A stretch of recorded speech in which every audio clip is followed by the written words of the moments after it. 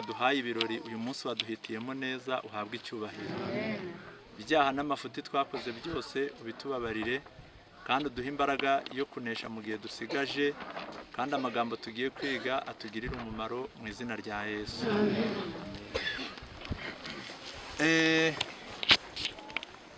Tugiye kwigana ijambo ritubwira ngo ubutumwa bwiza niwo muti w'ibibazo isi ifite. Ubutumwa bwiza niwo muti w'ibibazo isi ifite. Isi ifite ibibazo bitari bike, ariko Imana ntabwo yadutereranye, ahubwo yadushakiye n'umuti wo kuvura ibyo bibazo. Ndetse ijambo ry'Imana ritubwira yuko atangira kubwiriza ubutumwa, ikintu cya mbere yahereyeho ngo ni ugutaha ubukwe. Mbese turi kumvikana? Ahantu hambere yahereye ari gutangira gukora umurimo we ngo ni ugutaha ubukwe, kandi ni bwa bundi bw'Ikana y'i Galilaya, umugabane munini w'abari aha ngaha bazi ibyo yahakoreye. Niho hambere yakoreye igitangaza, amazi ayahindura umutobe.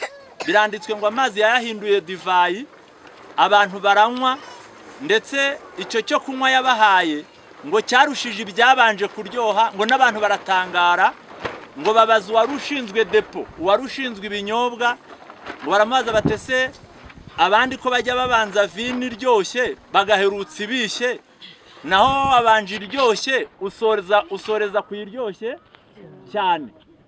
Ubundi ngo niko Yesu ajya akora, ngo iyo utangiye ibye uko urushaho kubyinjiramo cyane niko birushaho kuryoha cyane.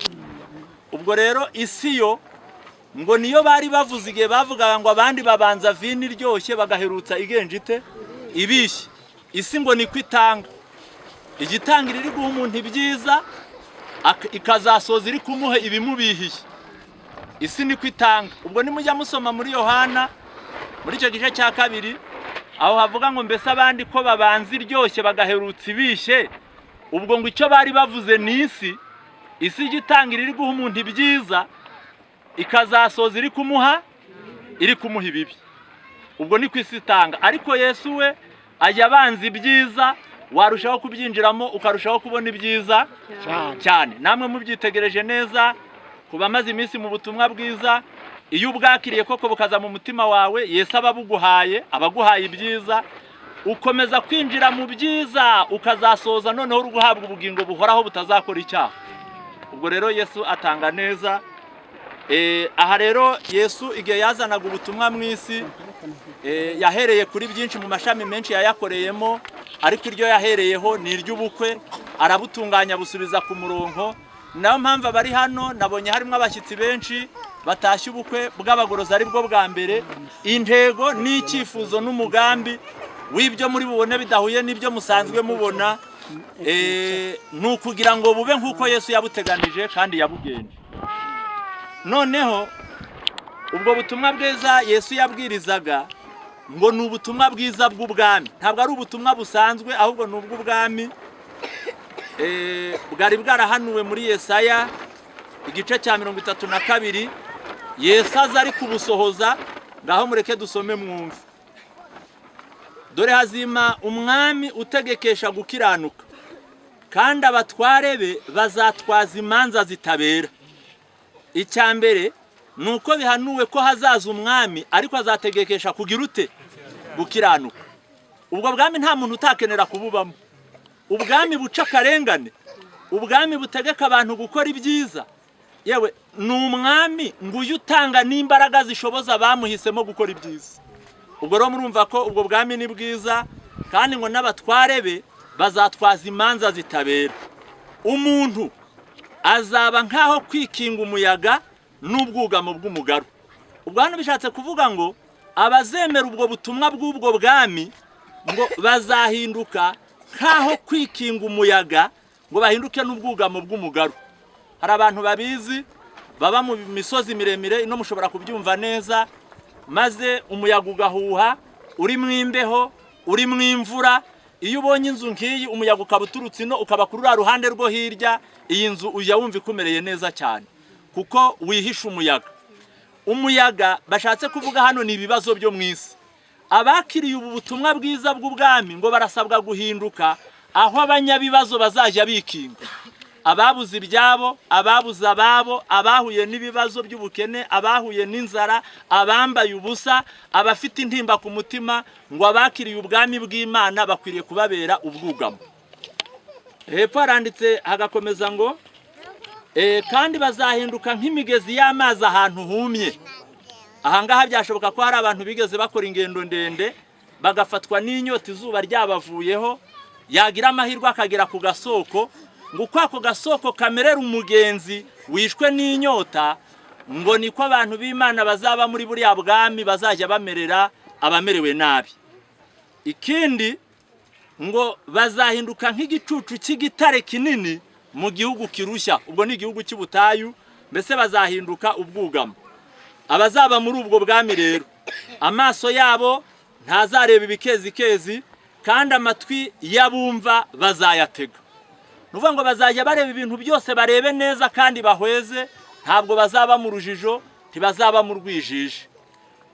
Yesu igihe yazaga yaje aje gukora bino bintu, aje kubisohoza, kuko niwe washyizeho ubwo bwami, natwe adutegeka kuba abayoboke babwo kugira ngo tubugenderemo.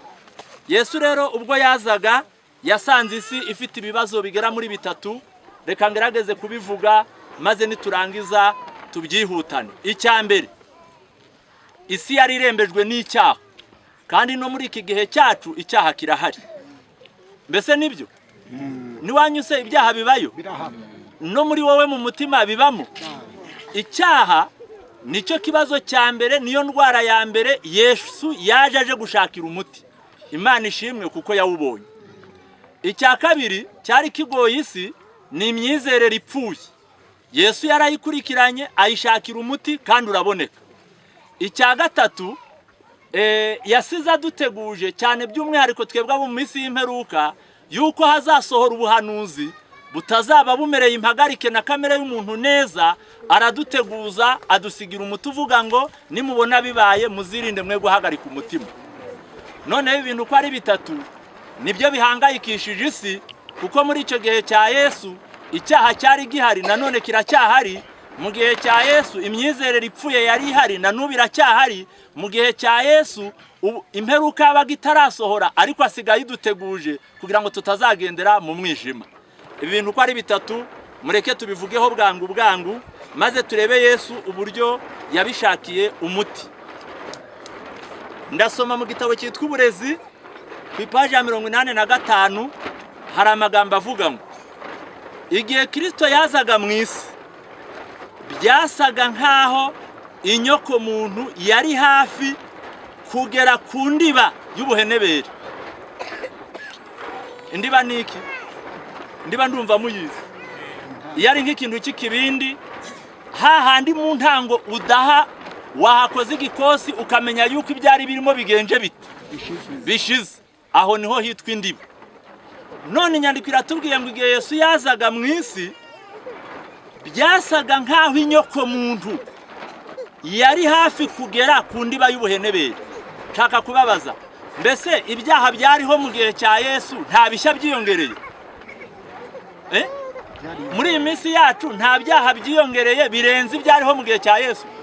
None se niba mu gihe cya Yesu inyoko muntu yari isa nigeze ku ndiba y'ubuhenebere, hakaba hashize imyaka irenga 2000, buri munsi hacurwa ibyaha bishya abantu bakora, noneho ubu ngubu isi iracyari ku ndiba cyangwa yageze hasi yaho?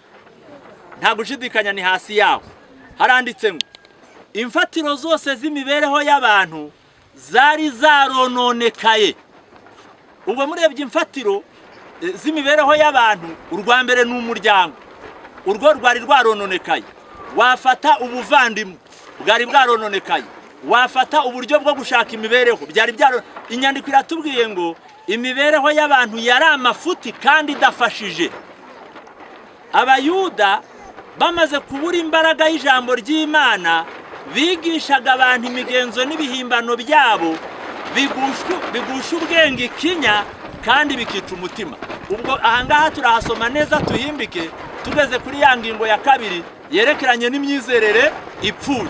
Ariko tukiri kuri iyi ngingo ya mbere ariyo cyaha, namwe mwumve ngo abantu bari barageze mu ndiba yo gukiranirwa, bari barageze mu byaha, ngo barageze mu ndiba y'ubuhenebere, mu imfatiro zose z'imibereho y'abantu zari zarononekaye. Buriya icyaha iyo kigeze mu muntu kiramwonona, cyagera mu muryango kikawonona. Byanditswe mu butumwa bwatoranijwe umuzingo wa 2. Ndikubabaza yabavurunga kandi akabashobora. Buri nimugoroba hakaboneka amarira muri urwo rugo, bitewe n'icupa umuntu yemeye akaryimika mu rugo. Ahantu hose icyaha gifashwe neza, ngo nta bindi bihavuka keretse imivurungano n'intambara n'amacakubiri n'umwiryane n'intonganya, kandi bikiba kibitengo nuko umwanzi w'Imana n'abantu aba ari utegeka uwo muryango cyangwa utegeka uwo mutima. Ubwo rero Yesu yazanye ubutumwa bwiza kugira ngo buhinduke umuti w'icyaha. Ariko hari benshi badashaka kunywa, hari benshi badashaka ijambo ry'Imana, kandi icyaha uburyo ari kibi iyo kigeze mu muntu kiramuganza kikamutegeka. Reka dusome muri kino gitabo cya Petero ya 2 mu gice cya 2, nyuma dusome no mu byakozwe n'intumwa iyi ngingo tuyiveho.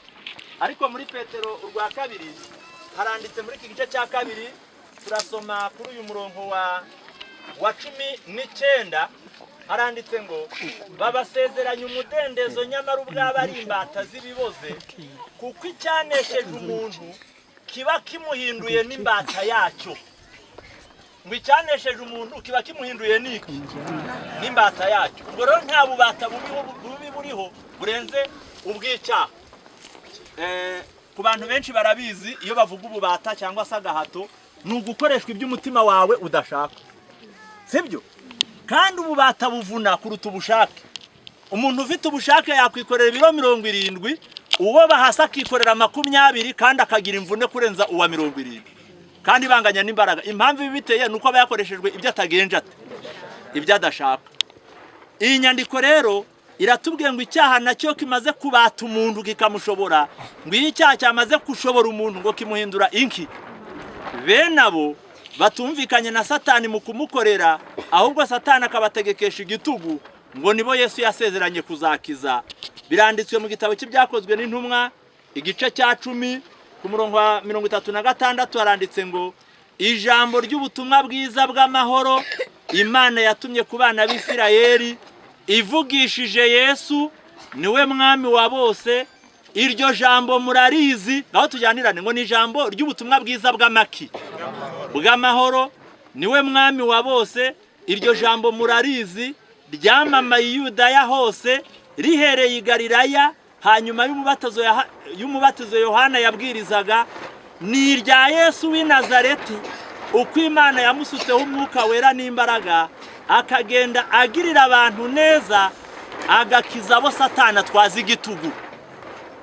Yesu ngo ubutumwa bwiza yazanye ngo ni ugukora umurimo wo gukiza abo Satani atwaza igiki, kuko Imana yari iri kumwe nawe. Buriya ngo abo Yesu azakiza ni abatemeranya na Satani kubakoresha. Kandi koko agahato karavuna. Ngewe nigeze ngakoreshwa, byashoboka ko hari n'abandi namwe bigeze bagakoresha. Ubundi muri Kongo yugize umwaka ugahura n'abasirikare bari kwimuka, baba bagomba kugufata ukikorera imitwaro yabo, kandi ntumenye uri bugaruki. Ugakizwa gusa no guhura n'undi bari bukorere wa mutwaro, wowe ukagaruka ugasubirayo. Nubwo bagukorera agatwaro gato, kubera ubu utabipanze, bagutesheje iyo wajyaga, wumva uvunitse kuruta uko wakwikorera umutwaro ungana iki munini. Hari abantu bariho nabo bakora ibyaha ariko batabishaka, akanywa inzoga agasinda, agataha ari kwivuma, agatuka za nzoga, agafata imyanzuro, bwacya mu gitondo akongera agasubirayo. Abo ngabo batabishaka, nubwo babimaramo igihe kirekire, Imana izabafasha. Ngo hari isezerano y'uko ubutumwa bwiza nibubageraho bakemera bakabwakira, Yesu azabakiza ubwo buretwa Satani bakoresha kuko batabwemeranijeho nawe. Iyo ni ingingo ya mbere nyivuyeho, mbararika ngo abantu bose bumva babajwe n'ibyaha, kandi bumva bibaremerereye, bumva bibagoye, bumva bibatsika, bazemera ubutumwa bwiza ariko bw'ukuri, bwa butumwa bwa Yesu, ibyaha byabo bazabikira, kandi n'indwara mbi ibabaza. Icya kabiri ni imyizerere ipfuye. Kansome muri cya gitabo cy'uburezi, mwumva igihe Yesu yazaga uburyo yasanze icyo kibazo gikomeye, kwizera ibitari byo. Haranditse ngo abayuda bamaze kubura imbaraga y'ijambo ry'Imana bigishaga abantu imigenzo n'ibihimbano byabo bigusha ubwenge ikinya kandi bikica umutima. Imigenzo n'ibihimbano by'abantu iyo babishyize mu iyobokamana ngo bizana ingaruka ebyiri. Icya mbere ngo byica iki ubwenge, kandi ngo bikagusha ikinya umutima. Nta kintu kiriho ku isi kibi ko kwizera ibitari iby'ukuri. Nigeze mbibona muri Kenya, hari umusaza yari afite nk'imyaka 100 ariko afite idini n'abayoboke barenga 300. Ubwo nibushaka kubereka yuko imigenzo n'ibihimbano by'amadini ngo byica ubwenge. Noneho icyo gihe uwo musaza aba ahantu bita Kitare, numugizwe nimubona n'izi mpungure bajya bazana batuzanira gutera, muzasanga handitsweho Kitare, niho uruganda ruzikora ruzishyiraho wa muti ruba, niho zirangurwa. Uwo musaza rero yigishije abantu bose ngo nibaziwe baje bamukorera, bakajya bamuhingira, bajya no gucuruza amafaranga bungutse bakayazana. Yari yariyise ngo ni Imana, afite n'umugore amwita Bikira Mariya, n'umuhungu we w'imfura amwita Yesu. None abo bantu bamuyobotse, icyanyeretse yuko inyigisho kwizera ibipfuye byica ubwenge, bajyaga bamuterura bakamushyira ku meza, yajya kwihagarika bakiruka bari kujya gutega imitwe yabo kuri izo nkari ngo nizibagwaho baraba babonye umugisha. Ndababaza, kwizera ibipfuye byica ubwenge? Noneho ikikomeye kurutaho, iyo yabaga yarwaye ibyegera bye byarabihishaga ngo bakavuga ngo Imana yarakaye, ngo ntibaheruka gukorera amaturo menshi cyane, ngo nibatura menshi ngo Imana niho iri bukire uburakari, ngo yongere bamwenyurire. Bakagenda bagakora bakajya nko kurarayo kugira ngo bazanire Imana ari uwo musaza amaturo, ngo barebe ko uburakari bwayo bwagenza bute bwashira. Habe nakenge ko gutekereza ko ari umuntu, kandi abenshi bari baravukiye aho uwo musaza ari, ariko iyo myizerere ipfuye ibafashe n'ubwenge burapfa. Ntitubaseke.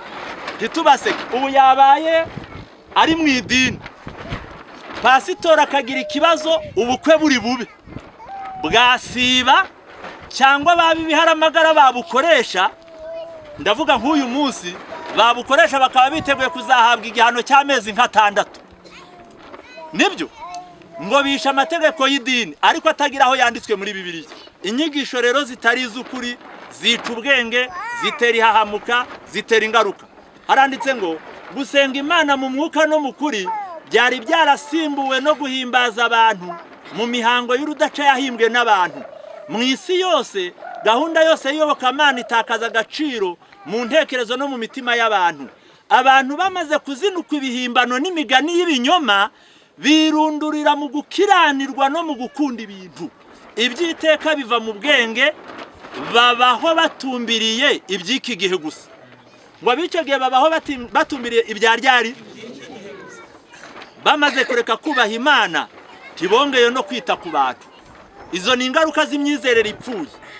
Ukuri, icyubahiro, ubunyangamugayo, kwiringirwa n'impuhwe bikurwa ku isi. Ariko cyaba ari icyago, ubu ngubu ho byavuye ku isi kurushaho. Ariko reka mbisubiremo mu byumve. Birumvikana yuko abageni bajya batera amatsiko mukanabereba cyane, ariko mubarebe muri no kumva. Mubarebe muri no kumva, twunguke bibiri, twunguke ubukwe, twunguke kureba abageni, twunguke kurya, ariko twunguke n'ijambo. Haravuze ngo ukuri, icyubahiro, ubunyangamugayo, kwiringirwa n'impuhwe bikurwa ku isi. Umururumba udatuza n'ubuhahara bukabije bibyara kutiringirana mu bantu bose. Gutekereza iby'inshingano abishoboye bafite ku banyantege nke, agaciro n'uburenganzira bw'umuntu bitabwa kure nk'inzozi cyangwa imigani y'ibihimbano. Izi ni ingorane zazanywe n'uko ijambo ry'Imana ritari gifite agaciro.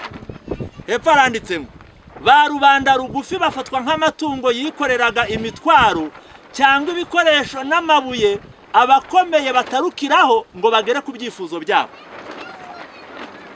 Kuno kubura kw'ijambo, ubukire n'ububasha, ubuzima bworoshye no kwinezeza byashakwaga nk'ibyiza bihebuje ibindi byose.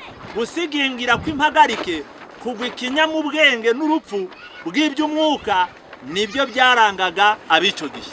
Ngo nibyo byarangaga abaryari abico gihe. Reka nsome hano iki gitabo nkirambike. Abantu bamaze kurundukira mu kwinezeza bagera aho babona ko Imana ihwanye nabo, ko ari ikiremwa gifite imigambi yo kwishakira icyubahiro. Amategeko yayo akaba abereyeho kuyinezeza. Ikiremwa muntu gishyira abantu hejuru cyangwa kikabacisha bugufi hakurikijwe uko bashyigikira cyangwa bagakoma mu nkokora imigambi yacyo yo kwikunda. Kamwumve hano, ba rubanda rugufi bo babonaga ko Imana itandukanyeho hato n'ababahataga, uretse ko iyo ibarusha imbaraga. Imyizerere itandukanye yari yubatse kuri iyi myumvire. Buri myizerere ishyiraho gahunda yo kwaka abantu ibyabo ku gahato. Muri icyo gihe ngo bashyizeho imyizerere yo kwaka abantu ibyabo ku gahato. Reka dusome hepfo. Abasenga bageragezaga gucururutsa Imana bakoresheje impano n'imigenzo kugira ngo ihire imigambi yabo. Iyobokamana nk'iyo itarabashaga gukabakaba umutima cyangwa imitimanama, ahubwo ikaba yari uruhererekane rw'imihango yari irambiye abantu, uretse gusa inyungu abantu bayikuragamo, naho ubundi bifuzaga kuyigobotora. Iyo myizerere ngo bifuzaga kugira gute? Abantu batakaje ishusho y'Imana basigara bagaragaraho ikimenyetso cy'ubutware bwa Satani bari barimo. Isi yose irohama mu ndiri yo kononekara. Nyamara inyoko muntu yari isigaranye ibyiringiro bimwe rukumbi by'uko muri urwo ruhuri rw'ibyonona hagomba gushyirwamo umusemburo mushya, kugira ngo mwene muntu ahabwe imbaraga ituma agira imibereho mishya, bityo kumenya Imana byongere guhemburwa mu isi. Kristo yazanywe no kugarura kumenya Imana mu isi. Icyazanye Yesu ngo kwarugira ngo azane ubutumwa bwiza, yongera ashyiraho gahunda y'imisengere, ashyiraho kwizera kuzima, maze abantu bongere bagarurirwe ishusho y'Imana mu mitima yabo. Reka nambuke hakurya havuga ngo Kristo yaje kwerekana agaciro k'amahame mvajuru, akoresheje guhishura imbaraga zayo zihembura ikiremwa muntu. Yaje kwigisha uko yakwagurwa nuko yashyirwa mu bikorwa. Amahame mvajuru ngo Yesu yaje kwigisha uburyo twayashyira mu biki? Mu bikorwa. Niyo mpamvu ubwo yazaga mu isi ari we mubwiriza uruta abandi bose, ari uruta abapasitoro bo mu isi, agataha ubukwe ntabwo yabusezeranije, ahubwo yarabutwerereye. Mbese turi kumvikana? Ubwo ni ukuvuga ngo kubera mu Bayuda bari bafite imigenzo myinshi, Yesu ngo yaje afite ikirangantego kivuga ngo igiti cyose Data wo mu ijuru atateye kizagenza gite. Ubwo n'abamukurikira bose nicyo kirangantego cyacu, yuko iby'Imana itashyizeho, iby'Imana itavuze bigomba gushyirwa ku ruhande, ahubwo hagashyirwa mu bikorwa iby'Imana yategekesheje Yesu kandi byavuzwe mu ijambo ry'Imana. Mu by'ukuri igihe Yesu yazaga mu isi ngo Abayuda bari barashyizeho imigenzo myinshi. Reka nsomeho mikeya muri kino gitabo cyitwa Uwifuzwa mu bihe byose. Haranditswe ku ipaji ya 14 haravuga ngo kubw'amategeko y'ubucogocogo kandi ananiza abishyiriyeho byatumye gukomeza amategeko y'Imana birushaho kunanirana. Ngo byatumye gukomeza amategeko y'Imana ngo birushaho kugira ute? Abashakaga gukorera Imana kandi nanone bakihatira kwitondera amategeko y'abigisha amategeko bavunwaga n'umutwaro ubaremereye cyane. Bavunwaga n'umutwaro w'amategeko ubaremereye. Kambabwire, ubundi mu madini hajya habaho amategeko y'uburyo bubiri. Ntabwo bahakana burundu ngo bavuge ngo ay'Imana avuyeho. Baragusubiza bati tubyemeye, buri wese akabatiza haba akavuye. None urumva yuko gushyiraho rya tegeko ry'umuhango cyangwa ry'umugenzo ni ukugira ngo barinde ubusugire bw'umubatizo. Ariko biramutse bisakiranye pasitoro ntaboneke, umudiyakoni akabatiza, bamuha umugayo, bamuca, bamuha umugayo bavuga yuko yishe itegeko. Irihe? Ntabwo ari iry'Imana ryanditswe muri Bibiliya, ahubwo ni itegeko ry'idini. Mbese turi kumvikana? Nanone murabona ko n'amategeko yo gushyingira mu madini ahari. Bibiliya ikavuga ngo ntabwo bishoboka ko abantu babiri bajyana batagenje batasezeranye. Buriya abangaba barasezeranye, uyu munsi baje gusohoza amasezerano. Uhereye ku bavandimwe babo ba bugufi, abababyara cyangwa abo bavukana, aba basezerana ntabwo bari bahari, ahubwo nabo barabwiwe kimwe nuko natwe twabwiwe, usibye ko bo badutanze kubimenya. Uyu munsi bashoje amasezerano, twaje kubareba. Ariko aramutse ari mu idini, pasitora kabura, hakaboneka umukuru w'itorero cyangwa umudiyakoni cyangwa undi mubwirizabutumwa akabwiriza abaraho bagasenga, ntibanywe ibisindisha, ibizira ntibibemo, ubwo bukwe ntibwakwitwa ubwera ngo nuko runaka ataje ngo abasezeranye kandi bararangije kugenza gute? Gusezerana. Ubwo rero amategeko y'imigenzo aba ari ikibazo. Yesu yaje aje kuyakuraho, asiga atanze itegeko rivuga ngo igiti cyose data wo mu ijuru atateye kizagenza gite? Kizarandurwa. Umuti w'icyo ngicyo nawo uburabonetse. Kandi niba mubizirikana, twasomye amagambo avuga ngo imyizerere ipfuye yica ubwenge kandi karemaza umutima, ikagusha umutima ikinya. Noneho icya gatatu gikomereye isi muri iyi minsi yacu, cyihariye kitigeze kubaho mu bindi bihe byabaye, ni ugusohora k'ubuhanuzi bw'uburyo bwose, aho abahanuzi babibonaga bagahinda umushyitsi ngo bakafatwa n'ubwoba, ariko ari twebwe tuzasohorera muri icyo gihe kandi bizaba bikomeye. Noneho Yesu yavuze hano muri kino gitabo cya Matayo, kuri iyi ngingo ya nyuma nayo tutari butindeho, haranditse mu gice cya 24 kuri uyu murongo wa 6, Yesu yavuze ibimenyetso bizerekana ko agiye kugaruka. Aravuga ngo muzumva iby'intambara n'impuha z'intambara, mwirinde mudahagarika imitima kuko bitazabura kubaho, ariko imperuka izaba itaraza. Imperuka izaba itaragenza gute? Ubwo njyewe njya mbona amagambo Yesu yakoresheje bimeze nk'uko nigeze mbona ahantu twari turi gushyingura umuntu w'umusirikare, babanza batubwira batabari hano barwara umutima nibicumiririya hirya, abandi namwe ntimwikange, mu migenzo n'amabwiriza tugenga tugiye kurasa. Niko bajya babikura. Ntago bashyingura umusirikare batamuhaye ibyubahiro, bararasa. Ariko kuko hari abantu bafite imitima yikanga, babanza babahumuriza. Kandi koko ntawaguye hasi kuko twari twateguje. Imana nayo yashatse yuko tutazatungurwa, ivuga ibintu bikomeye cyane. Yesu aravuga ngo hazabaho intambara n'impuha z'iki? Ubyemera, ubyanga, ubimenya, utabimenya, ntugahagarike umutima kuko bitazabura kugenza gute? Ntabwo ari byo byonyine, ahubwo havuzwe n'ibindi byinshi. Ishyanga rizatera irindi shyanga, n'ubwami buzatera ubundi bwami, hazabaho inzara n'ibishyitsi hamwe na hamwe, ariko ibyo byose bizaba ari itangiriro ryo kuramuka. Ubwo nibwo bazabagambanira ngo mubabazwe, ndetse bazabica, muzangwa n'amahanga yose abahora izina ryanjye, nibwo benshi bazasubira inyuma, bagambanirane kandi bangane. N'abahanuzi benshi b'ibinyoma bazaduka bayobye benshi, maze kuko ubugome buzagwira, urukundo rwa benshi ruzagenza gute? Ruzakonja. Ubwo ubuhanuzi bukomeye cyane muri ubu bwose n'ubu, ubugome nibugwira, urukundo ruzagira rute? Mbese ni nkaho wakavuze ngo ubugome ni firigo yo gukonjesha urukundo. Kandi koko njya mbibona, nigeze kumva ku makuru mu myaka yashize bari kuvuga mu karere ka Gakenke, umubyeyi watoraguye umwana ari uruhinja, ababyeyi be bapfuye, aramurera, kandi uwo mubyeyi we ntabwo yari yaragize amahirwe yo kubyara. Umwana arakura, amwigisha primaire, secondaire, arangije wa mwana aramutema. Kandi amutema icyo amuhoye ngo ari ukumwaka imitungo, ari kumubwira ngo nayimuha, ataramubyaye nawe abizi, aramutema. Ubwo ntabwo byoroshye ku baturanyi b'uwo mubyeyi kuzongera kwitangira kurera uruhinja, azi yuko warureze rwamaze gukura rukagenza gute?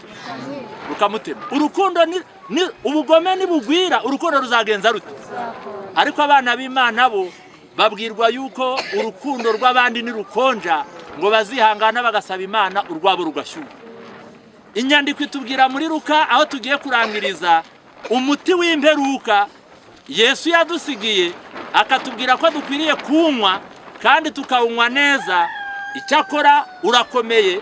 Ni hano muri gitabo cya Luka 21 haranditswe umurongo wa 11 havuga ngo, arongera arababwira ati, ishyanga rizatera irindi shyanga n'ubwami butera ubundi bwami, kandi mu isi hamwe na hamwe hazaba ibishyitsi bikomeye, kandi hazabaho inzara n'ibyorezo by'indwara, hazabaho n'ibitera ubwoba n'ibimenyetso bikomeye biva mu ijuru. Yesu rero ajya avuga amakari ko akabavuze menshi ngo hazaba n'ibyorezo by'iki agarukiraho. Ntiyavuga ngo hazaza Ebola, ntiyavuga sida, ntiyavuga corona n'ingaruka zabyo. Ariko mu kuvuga ngo hazaza ibyorezo, ubwo na corona Yesu yarayishyize umwe. Nibyo nuko tuzambara udupfukamunwa, nuko tuzaba mu nzu, nuko imodoka zitazagenda n'indege ntizigenda, imipaka igafungwa, amashuri agafungwa. Ubwo ibyo byose byari bikubiye mu ijambo rivuga ngo hazaba n'indwara z'ibiki.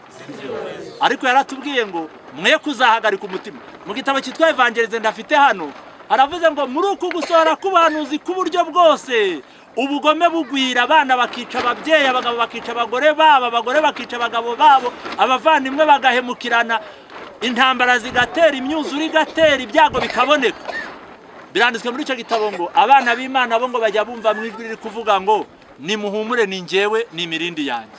Yesu yaravuze ngo nimubona ibyo byose bitangiye kubaho, ngo muzubure imitwe yanyu murarame, ngo kubwo gucungurwa kwanyu kuzaba kwenda kugenza gute? Kwenda gusohora. Imana idufashe ubwo ubutumwa bwiza ari wo muti w'ibibazo isi ifite, natwe twemere kubwakira butubera umuti, bizatume duhabwa ubugingo buhoraho mu izina rya Yesu. Amen.